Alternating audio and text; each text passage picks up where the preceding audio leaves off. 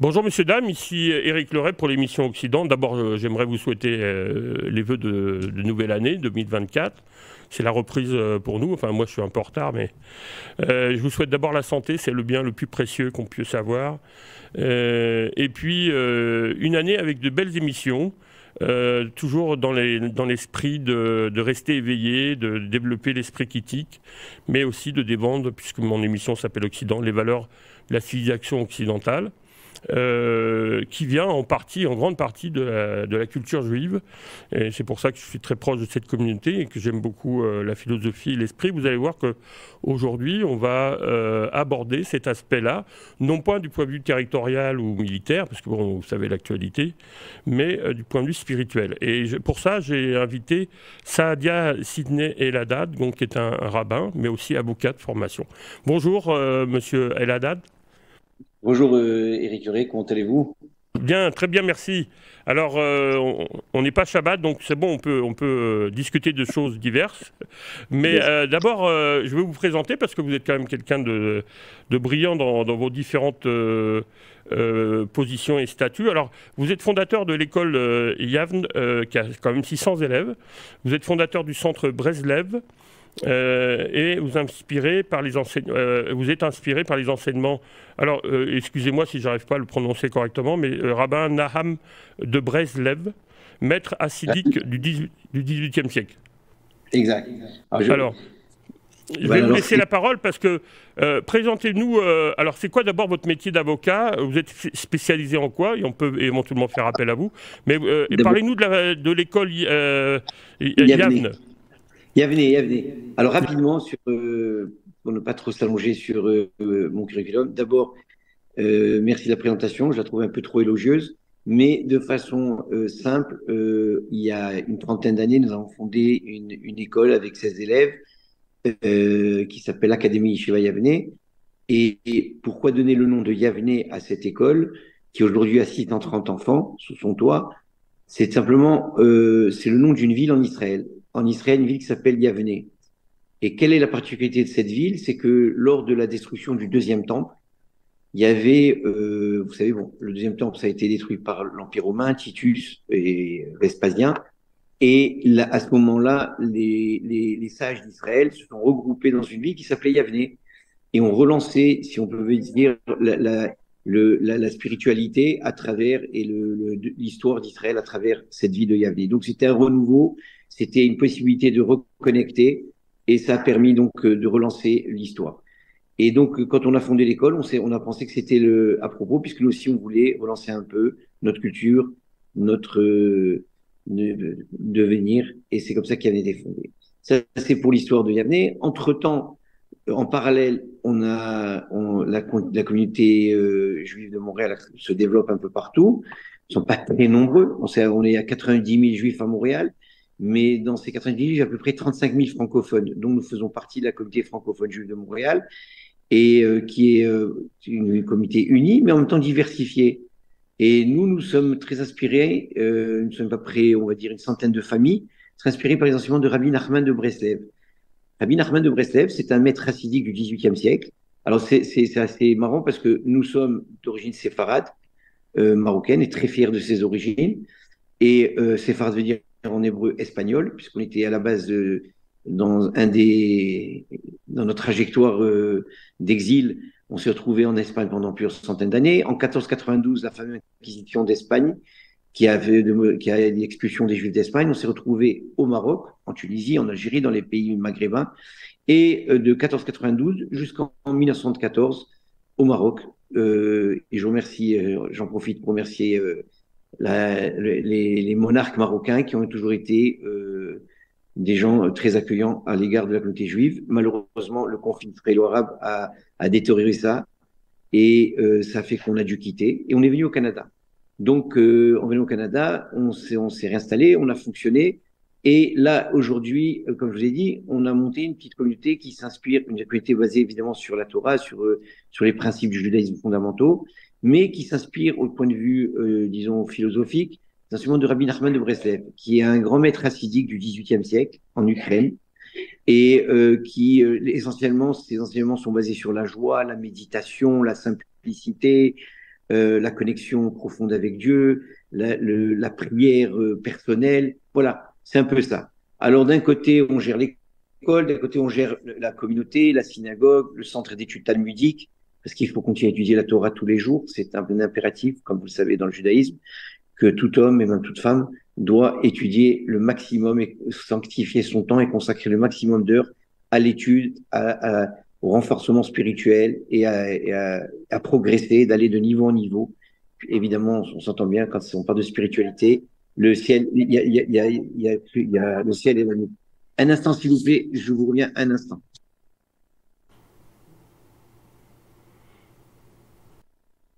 Voilà. Alors, je vous écoute, Eric.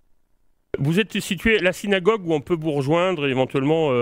Il y a aussi un centre d'études talmudiques et un centre de bienfaisance. Voilà. Parlez-nous aussi de la synagogue et comment s'organisent vos rencontres. Notre synagogue, elle ressemble à toutes les synagogues du monde, dans laquelle il y a 3 offices par jour, le matin, l'après-midi et le soir. Mais aussi, au-delà des offices de prière, il y a également des études qui se font tout au long de la journée. L'étude du Talmud, l'étude des textes bibliques, l'étude des textes de loi juive, et qui, évidemment, toutes sortes de personnes sont invitées. Il y a des cours de différents niveaux, à différents âges, pour différents âges. Donc, il y a vraiment une très grande panoplie de cours qui sont offerts au quotidien. Et ensuite de cela, parallèlement, évidemment, une communauté, ça s'organise toujours autour d'actes, disons, d'actions sociales. Et évidemment, donc, il y a les plus démunis dont il faut s'occuper, ceux qui sont en détresse psychologique, il faut s'en occuper, aider les jeunes à se marier, les conseils matrimoniaux, donc, les conseils aux moins jeunes et aux plus jeunes. Et voilà, donc c'est une vie communautaire. Et j'ai remarqué aussi, parce que j'ai suivi des cours avec le rabbin Milok, qu'il y a beaucoup de juifs enfin, disons, qui étaient de familles non religieuses, qui reviennent à la religion juive. Donc vous les aidez aussi à se réapproprier leur culture d'origine, quoi. Oui, oui. Nous avons remarqué dans les dernières années, dans les dernières 20 années, un très grand intérêt de la jeunesse de reconnecter avec leurs racines, leur histoire et de leur héritage, et qui leur donne une identité plus profonde et qui leur permet ensuite d'être évidemment des êtres plus équilibrés, plus accomplis, et qui peuvent devenir aussi très positifs pour la société en général. Parce que, une fois de plus, quand on est bien avec soi-même, on peut être bien avec les autres. Et c'est ça le principe, c'est d'arriver à l'universalité. Mais avant d'être universel, il faut d'abord être soi-même. Il faut être en harmonie avec soi-même, avec ses valeurs propres, et ensuite éventuellement partager. Voilà, et c'est ça le but du judaïsme. On sait très bien que le judaïsme a une portée universelle. C'est la religion mère des fameuses religions monothéistes, que le christianisme et l'islam. Et donc, nous continuons un peu le travail de nos ancêtres, de continuer à essayer d'être une lumière parmi les nations. Ben, voilà. C'est là-dessus que je rebondis sur votre propos. Donc c'était bon, on a bien compris que vous êtes quelqu'un de, disons, un leader de votre communauté et que, alors, à la fin, on donnera les coordonnées pour ceux qui veulent éventuellement et vous aider dans le centre de bienfaisance. On verra. On donnera les petites coordonnées s'il faut. Alors. Par contre, on a insisté sur... parce qu'on a vu... bon, j'ai reçu ici le Concile d'Israël, on a fait une émission sur le Festival du film israélien. Donc, on a décidé ensemble d'aborder la question d'actualité, mais du point de vue spirituel. Alors, j'aimerais justement vous laisser la parole et puis... engager quelques minutes un dialogue justement avec vous sur justement le conflit actuel, non pas du point de vue géographique ou territorial, mais du point de vue spirituel. C'est quoi l'enjeu, à votre sens, spirituel de ce qu'on vit aujourd'hui? Très très bonne question, excellente question, parce que personnellement je suis un tenant du principe qu'il ne s'agit pas du tout en vérité d'une guerre territoriale. On s'entend bien que 20 000 km², qui est la superficie de l'État d'Israël, et qui est le seul État juif au monde, versus 1,5 million de kilomètres carrés qui représentent les 22 pays arabes, je vais dire, ça a l'air très difficile à comprendre pourquoi est-ce qu'il aurait dû avoir un conflit territorial.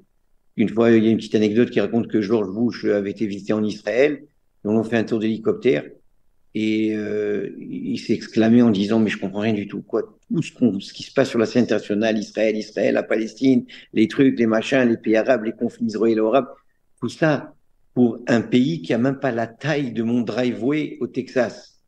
Alors c'est une fameuse phrase qu'il avait prononcée, que ça avait même pas la taille de son driveway au Texas. Effectivement, Israël, c'est géographiquement est tout petit, et pourtant il fait la manchette des journaux tous les jours dans tous les pays du monde. Et c'est pas pour rien. Donc en vérité, de façon évidente, il s'agit plutôt d'un conflit idéologique, un conflit de civilisation.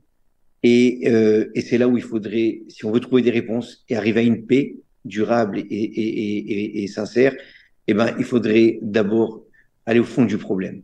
Si on continue à analyser le problème sous l'angle politique, le partage du territoire, et on se partage cette ville en deux et en trois, et on se garde ce quartier, ça marchera jamais.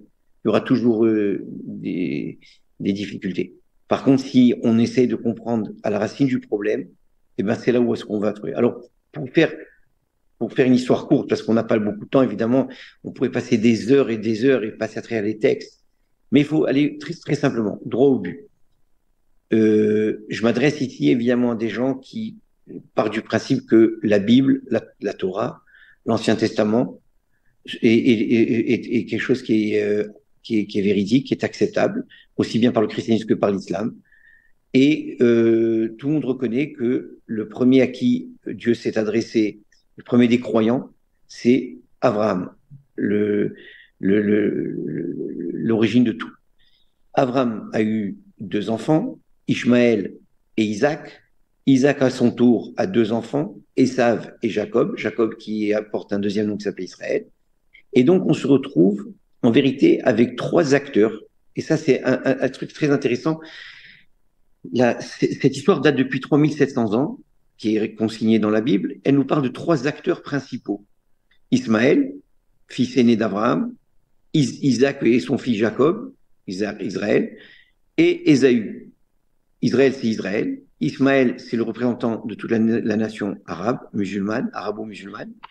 Et Ésaü, qui est le représentant de la civilisation occidentale, la chrétienté de façon générale, si on peut dire ainsi. Et c'est intéressant que ces 3 personnages dans la Bible, qui ont apparu il y a 3700 ans, continuent à être les acteurs principaux sur la scène mondiale.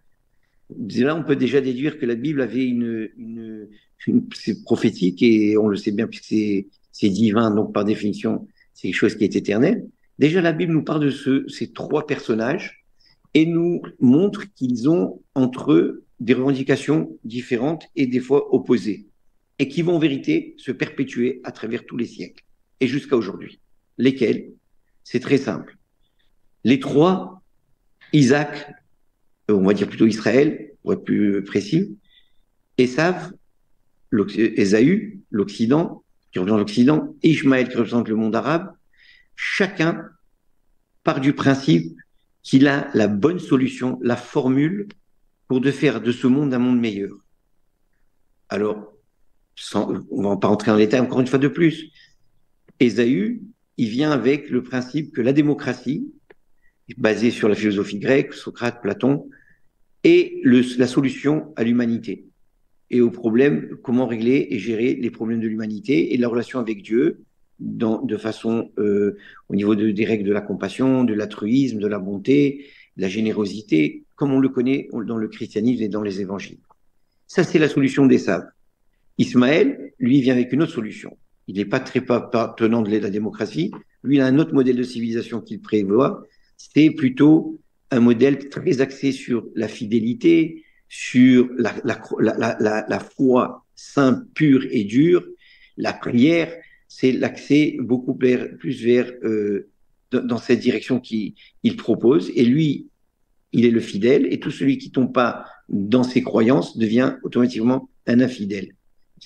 Et au milieu, il y a le petit peuple d'Israël, qui lui aussi présente son modèle de civilisation, basé sur la Torah, basé sur le Talmud, et qui propose que si on suit ces règles, eh ben le monde s'en portera meilleur.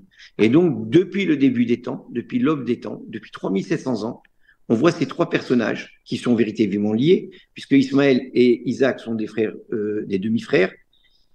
Ésaü, l'ancêtre de l'Occident et Jacob, Israël, sont des frères jumeaux. On ne peut pas être plus proche que ça, frères jumeaux.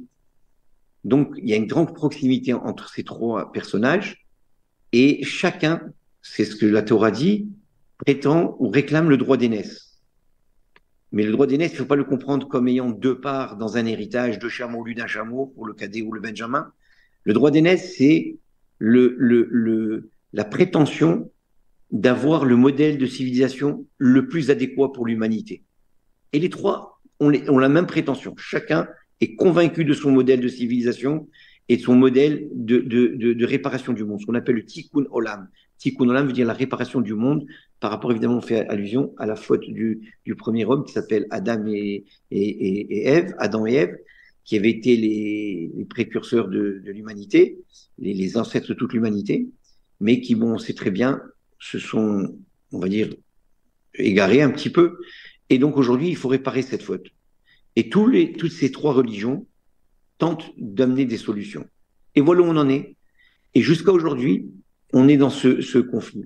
Alors c'est sûr que d'un point de vue aujourd'hui, dans notre génération, il y a une sorte d'alliance, on va dire, judéo-chrétienne, et surtout avec le mouvement évangélique chrétien aux États-Unis, où il y a une très très grande proximité de valeurs entre le christianisme et le judaïsme, et où on partage des valeurs fondamentales. Mais ça n'empêche pas non plus qu'on partage aussi beaucoup de valeurs avec Ishmaël. Ishmaël aussi vient avec un projet où, sur plein d'angles, fait beaucoup de sens et tient la route. Évidemment, il y a des choses où nous, on prétend qu'il y a ça va pas trop bien, et entre autres sur la manière de gérer le droit, la manière de gérer la justice. C'est là où on s'élève un peu contre la manière dont c'est fait et qu'on présente un autre projet, une autre manière de réussir la réparation du monde. Et ça, l'Occident, aussi vient avec des bonnes valeurs, mais aussi vient avec on va dire pas des défauts, mais disons des lacunes. Exemple, aujourd'hui, malheureusement, dans le monde de l'Occident, la foi, elle est en train de disparaître, de s'égrener. La relation avec Dieu, elle est en train de disparaître. Les valeurs fondamentales que le christianisme a toujours essayé de véhiculer en 2000 ans d'existence sont en train de s'égrener un peu partout, à part quelques foyers forts.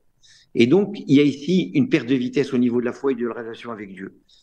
Alors, évidemment, le peuple d'Israël sent et a l'impression qu'il a une responsabilité envers l'humanité de continuer à porter le message de la Bible haut et fort, pas son message à lui, le message divin, pas pour lui, mais pour l'universel, et pas en train de prétendre à aucune supériorité quelconque. Tout simplement, il a été choisi, pas dans le sens orgueilleux du terme, mais il a été simplement choisi pour une mission, comme n'importe qui peut être désigné pour une mission. Et comme tous les autres, tout le monde, chacun a sa mission, chacun a un rôle à jouer. Et donc Israël est là pour essayer d'éclairer les nations avec le modèle civilisation dont il s'inspire à travers le modèle qui est la Torah. Et ça, c'est notre conflit aujourd'hui. Le conflit vient de là. C'est un conflit qui date depuis 3700 ans et il est encore là aujourd'hui présent.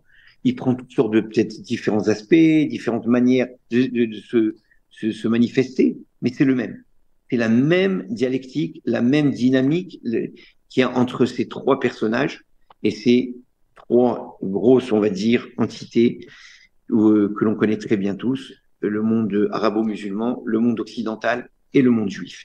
Évidemment, on s'entend bien, Israël est tout petit en termes de nombre, 15 millions de juifs dans le monde, 20 000 km², comme je disais tout à l'heure, de superficie de pays, c'est minuscule, et versus tout le monde occidental et le monde arabe. Alors voilà, c'est un peu aujourd'hui ce qui se passe, et c'est là où il faut travailler. Et si on est capable de trouver des solutions à ce niveau-là, dans les modèles fondamentaux, eh ben, il y aura une paix durable et une paix éternelle. Voilà, c'est un peu la manière la plus simple de brosser le tableau. Évidemment, je ne suis pas du tout rentré dans le détail, je donne tout simplement la dynamique générale. Après, évidemment, ça prend toute une... C'est un message d'amour et de tolérance très fort, et je suis content de relayer ça avec notre plateforme Lux Media. je voulais juste faire un commentaire et puis pour conclure cette formidable entrevue, vraiment. Monseigneur Lustiger disait que quand les nazis sont attaqués aux Juifs, ils s'attaquaient aux racines de la culture chrétienne, mais surtout occidentale. Donc, est-ce que pour vous, quand même, la proximité entre les deux personnages, Occident et Judéo, vous dites que c'est des frères jumeaux, est-ce que vous pensez qu'il y a cette idée aussi, au niveau spirituel et philosophique, d'attaquer les bases de la civilisation d'aujourd'hui, quoi? Absolument, absolument. Et je vais dire quelque chose, et ça va faire être très drôle ce que je vais vous dire, mais la clé de la rédemption se trouve dans l'Occident. Et c'est pas pour rien que l'Occident est la culture dominante du monde. C'est pas pour rien que Ésav, donc Ésaü, qui a eu la bénédiction de son père Isaac, et tu vivras par l'épée, c'est la civilisation dominante du point de vue culturel, du point de vue économique, du point de vue militaire. Et donc, en vérité, le secret de la rédemption finale, il est chez Ésaü. Vous allez me dire, mais je peux vous laisser rien qu'une petite idée, parce qu'il faut la comprendre, cette idée, elle est importante. C'est qu'Ésaü avait un rôle très important à jouer dans l'équation. C'était d'amener la justice dans le monde. Ce qu'on appelle en hébreu le mishpat. Le mishpat, c'est la tribu de justice, de dévoiler la rigueur et la justice divine dans le monde. Et ça, c'est le rôle essentiel de l'Occident. C'est pour ça que tous les pays occidentaux, par définition, sont des pays de droit. C'est des pays qui ont des constitutions, qui ont des pays où on respecte la loi. Et c'est très important. Et donc, ça, c'est l'essence même de Esav. Et ça fait partie du plan initial de la rédemption et du tikkun olam. Et Israël est là pour rappeler à Esav de garder, de maintenir son rôle essentiel, parce qu'il doit jouer cette carte. Le monde ne sera pas réparé s'il n'y a pas de la justice. Par contre, Ishmaël, lui, il apporte une autre dimension extrêmement importante aussi à la rédemption du monde, qui est l'aspect, on va dire, de la bonté. Ishmaël est beaucoup plus orienté vers l'hospitalité, on connaît l'hospitalité arabo-musulmane, mais moins orienté sur le point de vue de la justice.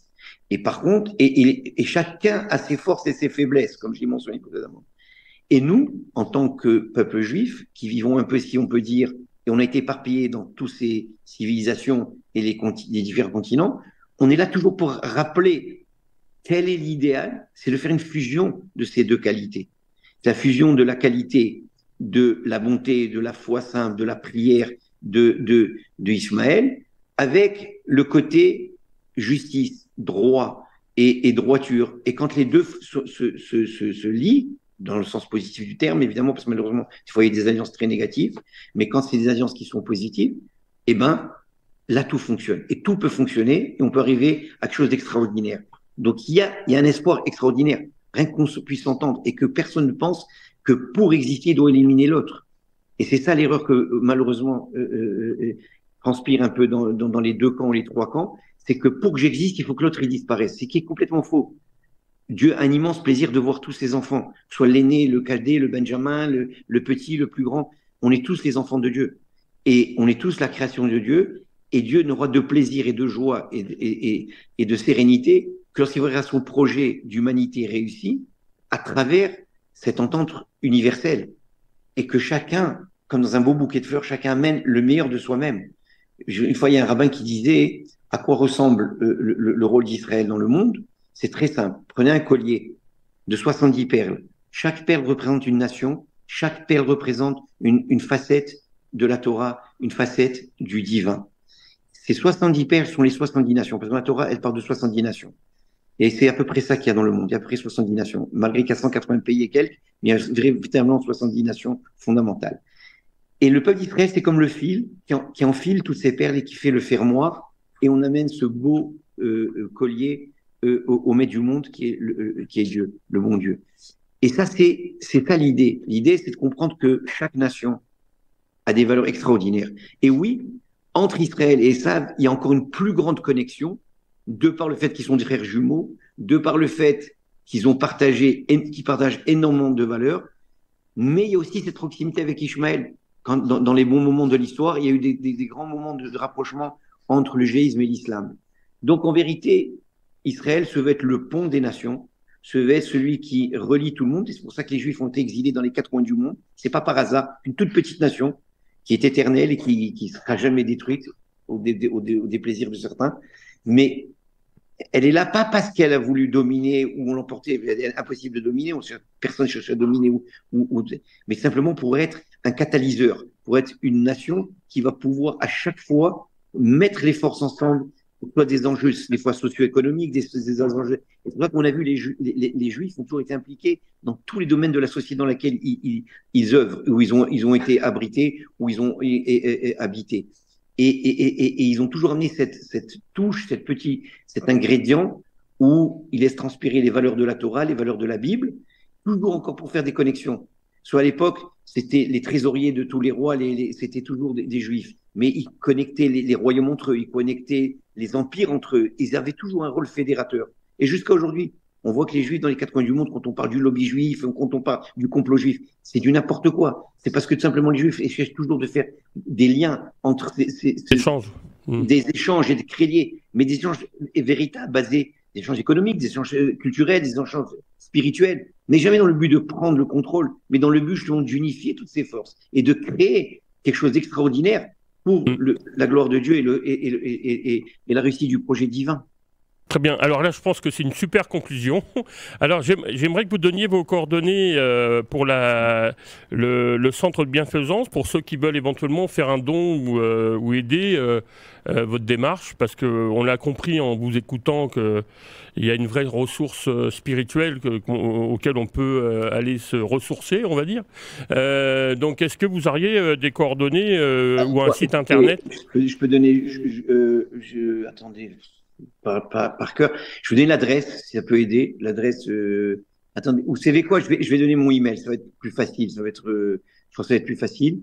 Alors, mon email, c'est Sidney, SIDNEY, 2618, @gmail.com. Je répète, Sidney, SIDNEY, @gmail.com. Voilà, avec ça. On peut vous contacter aussi à l'école Yavne. Oui. Aussi au centre Breslev. Voilà, c'est voilà. ça. Donc, et la synagogue se situe où? Pardon? La synagogue se situe où? Au 5832 Westminster, à Côte-Saint-Luc. La synagogue se situe. Monsieur le rabbin, on vous remercie beaucoup pour cet échange. Merci à vous, Eric, c'est très apprécié. Et je vous remercie du fond du cœur de vouloir nous donner une chance de pouvoir exprimer et de unir et de travailler ensemble pour un meilleur avenir. C'est exactement ça. Voilà, merci beaucoup. Je pense que c'est un échange constructif et enrichissant pour tout le monde. Donc merci beaucoup et merci messieurs, dames, pour votre attention et à une prochaine émission.